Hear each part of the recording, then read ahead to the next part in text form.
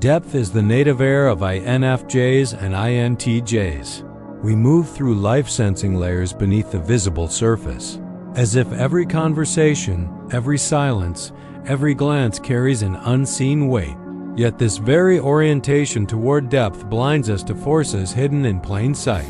We misread the currents not because they are shallow, but because they belong to a part of ourselves we refuse to see. Jung named this neglected terrain the shadow, a reservoir of impulses, fears, and truths that the conscious mind exiles. The shadow does not appear as a monster at the door. It is subtle, woven into our most noble motives. INFJs often wonder why their empathy turns to exhaustion overnight. INTJs question why their rational mastery collapses into cold detachment. The answer is rarely lack of discipline or care. It is the shadow whispering through forgotten corridors. I have seen in myself how the noble urge to guide quietly transforms into control, how compassion mutates into resentment when the hidden side of me remains unacknowledged. If we ignore these subterranean dynamics, we fall into blind spots that sabotage both purpose and relationships.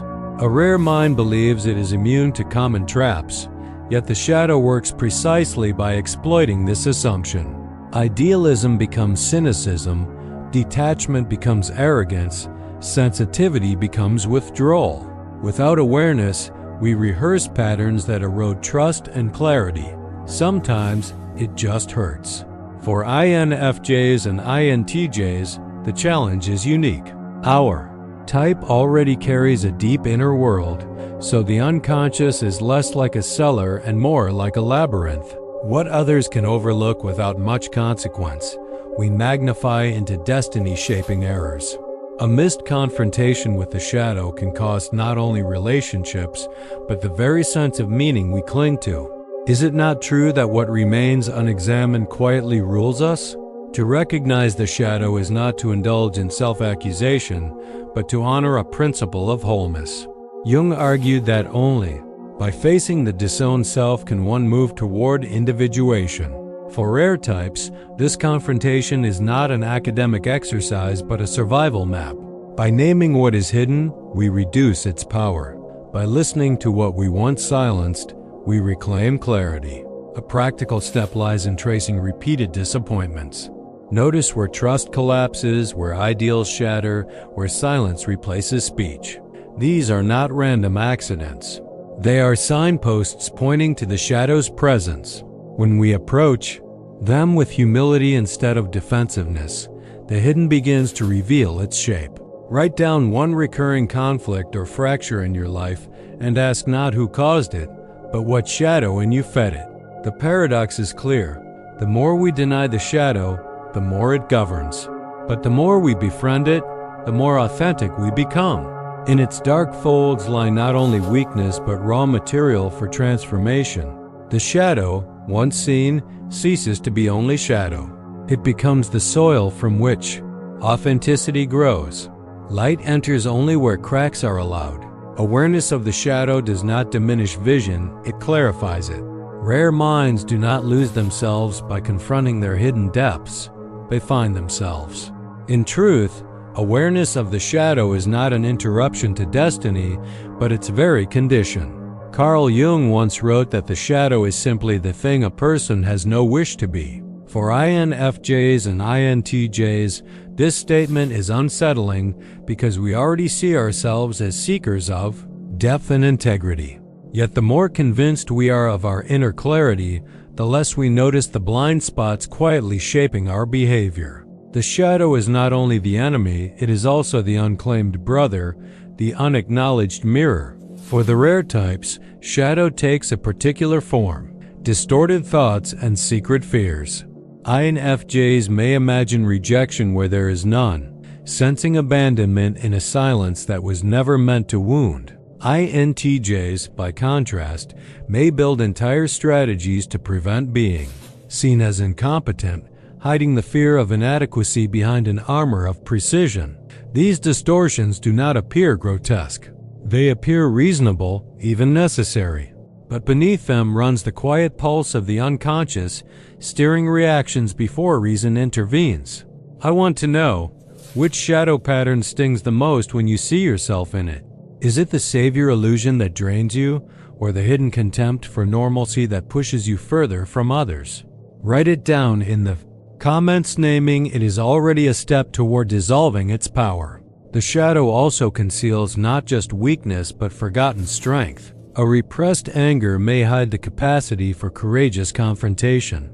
A denied longing for belonging may point to a deeper relational gift. In this way, the shadow is never merely a container of shame, it is also a vault of energy. To reject it is to refuse fuel. I know in myself that the parts I once despised, impatience, intensity, even a stubborn pride, became, once named, the very traits that gave shape to my voice.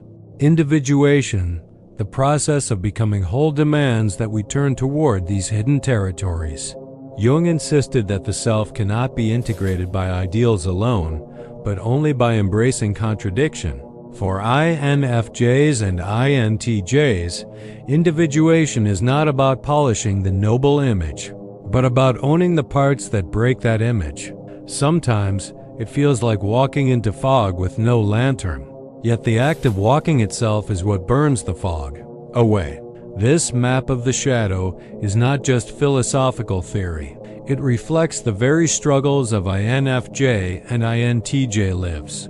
The invisible battles, doubts that cripple, ideals that suffocate, emotions that vanish into silence are symptoms of neglected shadow. Without a framework, we interpret these struggles as personal failures. With Jung's map, we can see them as necessary thresholds. A shadow faced is a gate opened. Practical work begins with catching projection. Notice when irritation toward another is oddly intense or disproportionate.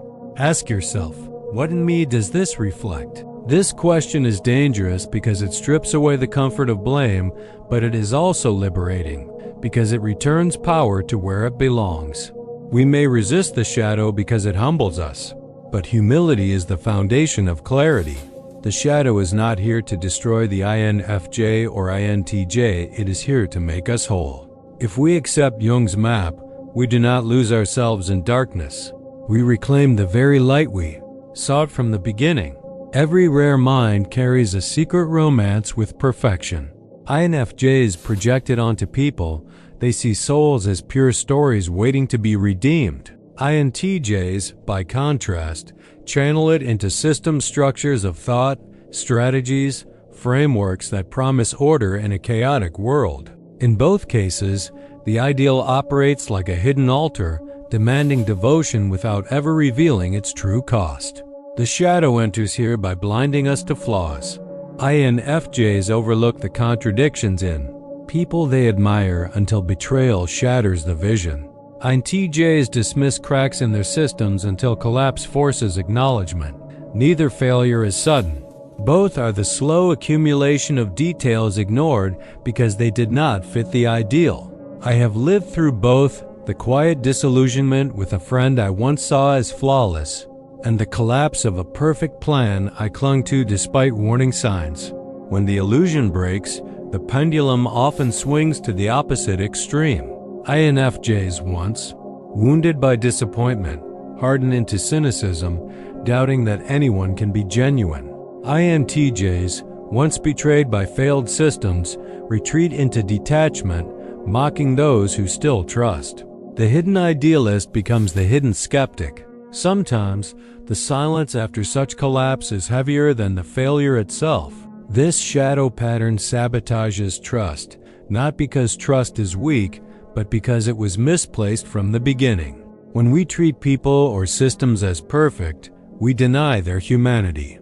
And when they inevitably fail, we feel not just hurt, but robbed. The tragedy is not the failure of others, but the blindness of our devotion.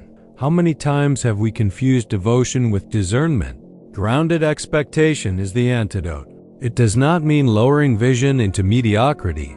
It means tempering vision with patience.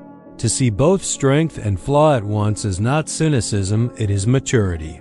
The INFJ who learns to hold the paradox of beauty and brokenness in another person finds deeper trust. The INTJ, who builds systems with room for imperfection, discovers durability. A practice here is simple but demanding. Write down one person or system you idealize. List 3 strengths and 3 flaws, not excuses, but truths. Then ask yourself, can I still value this person or system without erasing either side? This exercise is not to kill the ideal, but to purify it. The unseen idealist trap teaches us that trust built on perfection is fragile, but trust built on reality endures. To embrace the shadow is to stop worshiping false idols and to start honoring the imperfect truths that make intimacy and purpose real. In the end, the rare mind is not betrayed by the imperfection of others, but by its own refusal to see. There is a quiet arrogance that INFJs and INTJs rarely admit to themselves. It does not appear as loud boasting or overt pride, it surfaces in silence. INFJs may silently judge the moral shallowness of others as if the unseen depth they sense sets them apart. INTJs, meanwhile, dismiss inefficiency with a look, a pause, a mental note that says, "I would have done it better." No words are spoken, yet the verdict is written. This posture springs from shadow superiority. It masks vulnerability with subtle judgment. For INFJs, the wound is the pain of feeling unseen. For INTJs, the wound is the fear of being incapable. The shadow converts these insecurities into an inner courtroom where others are constantly weighed and found wanting. I recognize this in myself when my silence is not peace but condemnation. It is a heavy awareness, like carrying a hidden gavel in my chest. Left unchecked, this silent arrogance deepens isolation. INFJs, convinced that others cannot meet their moral vision, withdraw. INTJs, weary of inefficiency, retreat into their own fortress of solutions. The rare mind, instead of serving as bridge or builder, becomes an exile by choice. And exile, no matter how noble, is still loneliness. How many times have we mistaken solitude for superiority? The danger here is subtle because the arrogance feels justified. After all, many people are shallow, many systems are inefficient. Yet truth without humility becomes poison. Judgment without compassion breeds contempt. What begins as discernment hardens into disdain, and disdain corrodes the very capacity for connection that rare minds secretly long for. Humility, then, is not weakness, it is the solvent of shadow. To acknowledge that others move at different depths or speeds is not to betray vision, but to refine it. For INFJs, this means releasing the burden of being the sole guardian of integrity. For INTJs, it means embracing the patience to teach rather than dismiss. Sometimes the greatest act of strength is the simplest, to listen without ruling. A practice here is to catch the inner verdict in real time. Notice the silent judgment forming, and instead of feeding it, ask, what fear in me does this reflect? The answer will rarely be flattering, but it will always be liberating. By seeing the arrogance as a mask for fear, the mask loses its grip. Here, we don't just talk about types in vague terms. We dissect the unseen dynamics, like the silent arrogance that isolates INFJs and INTJs without them even realizing. If you want more of these rare mind breakdowns, subscribe. Every week I unfold a new layer of Jung's map so you don't get stuck circling the same blind spots. The silent arrogance of rare minds is a shadow that tempts us into isolation. But humility does not kill vision, it expands it. When we lay down the gavel, we discover a paradox. The very people we dismissed may hold the fragments we need for our own wholeness. There is a particular silence that INFJs and INTJs know too well. For INFJs, it appears as the unspoken hope that others will sense their needs without explanation. For INTJs, it surfaces as the instinct to conceal emotions, equating vulnerability with weakness. Both strategies are cloaked in restraint, but beneath them lies the same shadow: fear of being exposed, fear of being unmet. This withdrawal rarely announces itself. It begins with small hesitations, choosing not to text, not to clarify, not to ask. Over time, silence hardens into a wall. What once seemed like quiet dignity becomes a fortress. I know this intimately. There are moments when I have wanted desperately to be understood, but chose silence, and in that silence built my own isolation. The consequence is broken intimacy. Others cannot climb walls they do not even see. Partners, friends, colleagues interpret the withdrawal as indifference, when in truth it is often a plea for care. INFJs wonder why their needs remain unmet. INTJs wonder why their strength feels hollow. But how can others respond to what has never been named? Is it fair to expect intimacy without disclosure?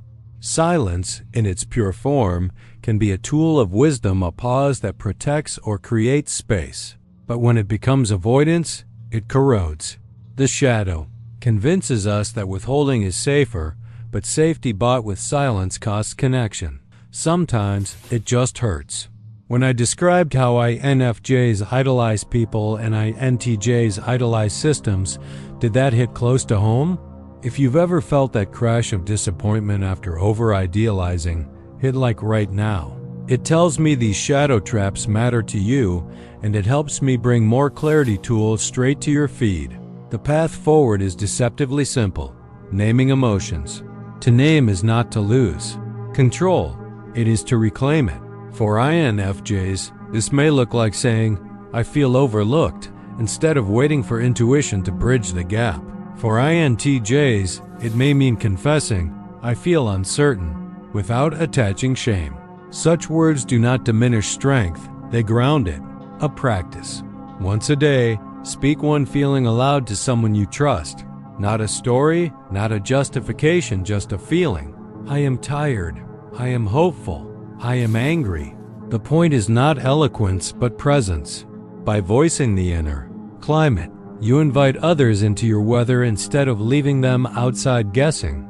Emotional withdrawal is the shadow's quiet fortress, but when we dare to speak, the walls dissolve. In that space, intimacy is not stolen but restored. The rare mind learns that silence can still be sacred, but it must be chosen as a gift, not wielded as a shield. Among INFJs and INTJs, there is a secret temptation to play the savior. For INFJs, it often takes the form of rescuing wounded souls, pouring energy into broken lives until their own strength runs dry. For INTJs, the pattern manifests as imposing rational solutions, stepping in with strategies that promise to fix what others cannot fix for themselves. At first glance, both appear noble, even admirable. Yet beneath the surface hides a shadow disguised as benevolence. The illusion lies in control masquerading as care. The INFJ, convinced that love must heal, refuses to let another collapse, even when collapse is necessary for growth. The INTJ, convinced that logic must prevail, denies others the dignity of failure by solving problems on their behalf. In both, the deeper motive is not only compassion or efficiency, it is fear. Fear that if others fall, the rare mind will be abandoned. Fear that chaos, if unrestrained, will swallow meaning whole.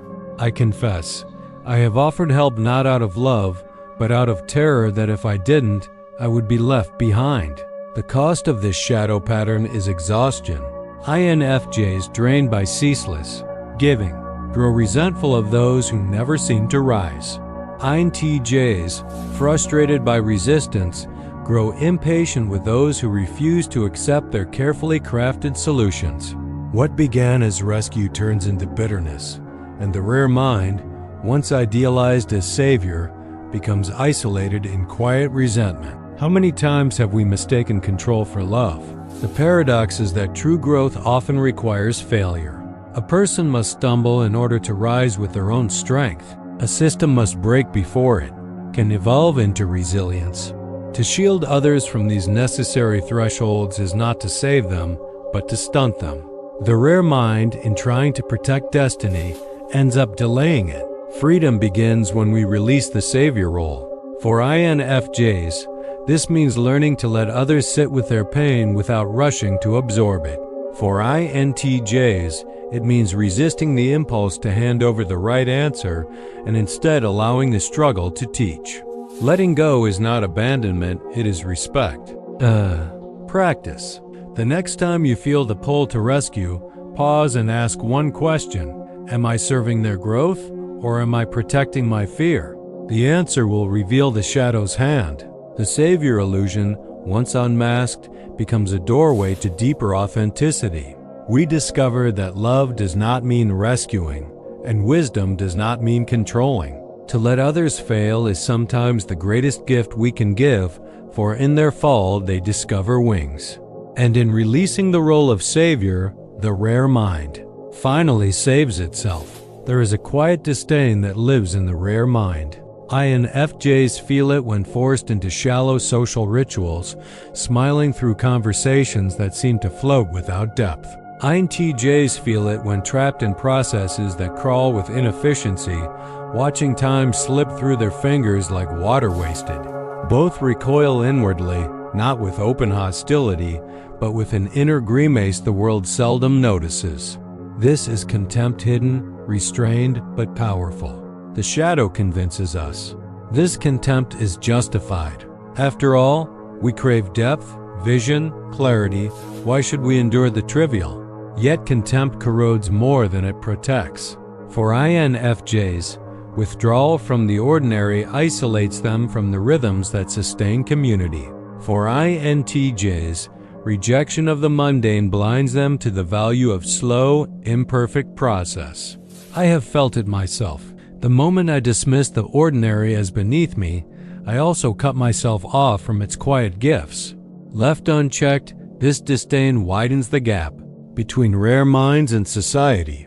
INFJs become outsiders at gatherings, watching instead of belonging. INTJs retreat from collaboration, working alone where patience could have multiplied impact. The irony is painful. The very vision that could enrich the world becomes trapped in solitude. Do we not betray our purpose when we refuse the ordinary that sustains the extraordinary? Yet normalcy is not the enemy. It is the ground on which vision stands. Bread must be baked, streets swept, conversations carried. The extraordinary emerges not in opposition to these, but through them. To honor the ordinary is to accept that greatness must be built on repetition, detail, and human imperfection. Simone Weil once observed that attention to the smallest task is itself a form of prayer. Perhaps our contempt blinds us to this hidden sanctity. For INFJs, the work is to resist fleeing from shallow spaces too quickly and instead to listen for the faint notes of sincerity that often hide beneath small talk. For INTJs, the work is to honor slow progress even when inefficiency gnaws at their logic. Sometimes, what feels like wasted time is the very soil of trust.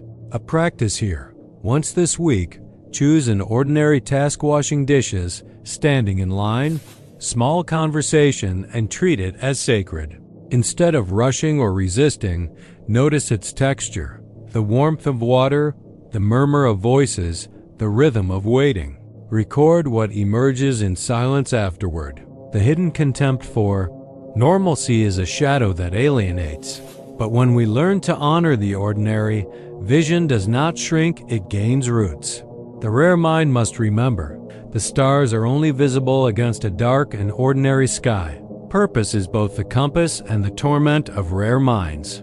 INFJs feel it as a sacred mission, something they are meant to give the world. INTJs sense it as a grand design, a structure they must build before time runs out. Yet this very intensity, when gripped by shadow, turns against them. The same flame that lights the path begins to burn the map. For INFJs, the weight of complexity often breeds paralysis. When every path seems significant, they hesitate, doubting whether any step is worthy of their inner vision. For INTJs, the perfectionist trap stalls momentum. The project must be flawless before it can be shared, and so it never leaves the mind. Both are forms of sabotage, protecting the purity of purpose by refusing to risk its imperfection. I have seen this in myself. How many words I withheld, waiting for them to be perfect, until silence itself became failure. The shadow fuels this cycle by disguising fear as caution. The INFJ says, "I must wait until I am ready," while years slip away. The INTJ says, "I must refine this plan," while opportunities vanish. What appears as wisdom is often fear in elegant clothing. And fear, when obeyed, strangles destiny more effectively than opposition ever could. Retreat becomes the default. INFJs bury their calling in endless reflection, INTJs in endless revision. Both preserve their vision in theory while forfeiting it in practice. Is it not tragic that the very minds most burdened with vision are often the ones who hesitate to incarnate it? If you don't want to miss when we unpack the next layer of Jung's insights, like how suppressed shadow resurfaces as projection, turn on notifications. That way, you'll catch each new release as soon as it drops and keep building your own clarity before the shadow steals it. Back? The remedy is discipline, not the cold rigidity of routine, but the sacred act of showing up daily. Purpose, when grounded in simple practice, resists shadow sabotage. Writing one page, making one call, building one brick, these humble actions defy the perfectionism that whispers, "Not yet." Kierkegaard once suggested that anxiety is the dizziness of freedom. Perhaps discipline is the tether that steadies it, a practical guardrail. Choose one ritual of purpose each day that can be completed in 15 minutes. Protect it with the same seriousness as a sacred vow. Small fidelity builds momentum that fear cannot interrupt. Self-sabotage of purpose is the rare mind's cruelest shadow, because it whispers in the voice of destiny itself. Yet once named, it can be dissolved. Purpose does not demand perfection. It demands incarnation. The vision must leave the mind and enter the world, imperfect, trembling, but alive. Only then does destiny breathe. The shadow never disappears by neglect, it only grows in secrecy. What is suppressed resurfaces, often in distorted ways. For rare minds, the unacknowledged shadow leaks into relationships through projection. INFJs, terrified of their own cold detachment, accuse others of being unfeeling. INTJs, fearing the chaos of irrationality within, despise it when they see it in others. In truth, we are condemning what we refuse to face in ourselves. Projection is subtle yet devastating. The INFJ interprets distance as rejection, not realizing they too withdraw into silence. The INTJ scorns emotion as weakness, unaware that their own fear of vulnerability drives the disdain. The cycle repeats until bonds weaken, trust fractures, and clarity dissolves. I remember accusing others of indifference, only to realize that I had been the one closing doors. To ignore the shadow is to remain bound to invisible cycles. These patterns do not merely inconvenience, they steal time, energy, and purpose. Years may be lost in the repetition of wounds never faced, relationships sabotaged by scripts we refuse to read aloud. Sometimes the shadow takes not just connection, but destiny itself. How many rare minds have died with their purpose unfulfilled, not because the world resisted them, but because they resisted themselves. The shadow's cost is heavier for INFJs and INTJs because vision magnifies consequence. The very intensity that grants rare minds their clarity also makes their blind spots dangerous. A small distortion left, unseen, becomes a major collapse. The higher the gaze, the longer the fall. And yet, the confrontation that feels terrifying is precisely what liberates. By facing the shadow, projection dissolves. What we once blamed in others becomes recognized in ourselves, and recognition is the first breath of freedom. The enemy without reveals the unclaimed self within. Nietzsche once warned that whoever fights monsters should see to it that he does not become a monster. To ignore the shadow is to live. This warning in reverse. A practice. Each time irritation arises toward another, write it down. Then ask, what part of me fears being this way? The question is sharp, but it breaks the cycle of blindness. The cost of ignoring the shadow is nothing less than exile from one's own destiny.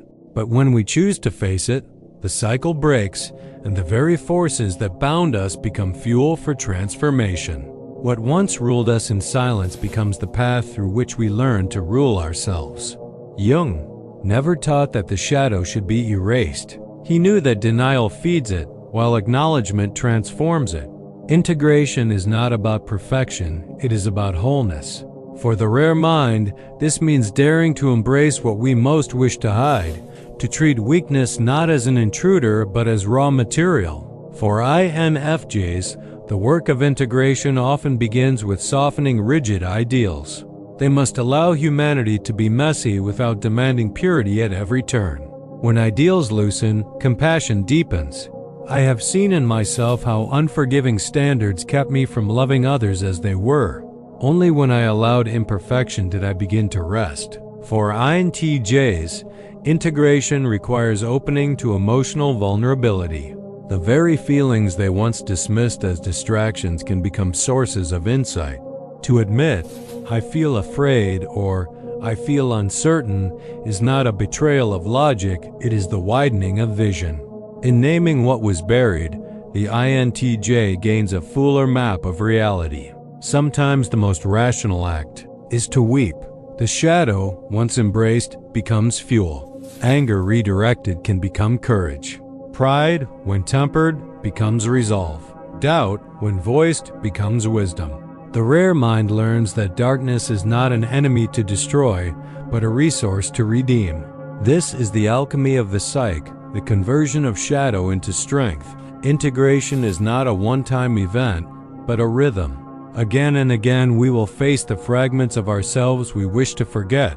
Again and again we are invited to welcome them, not with indulgence, but with consciousness. Each act of integration sharpens clarity, enlarges capacity, and anchors authenticity. Do we not find our true power not in what we deny, but in what we reconcile? A practice.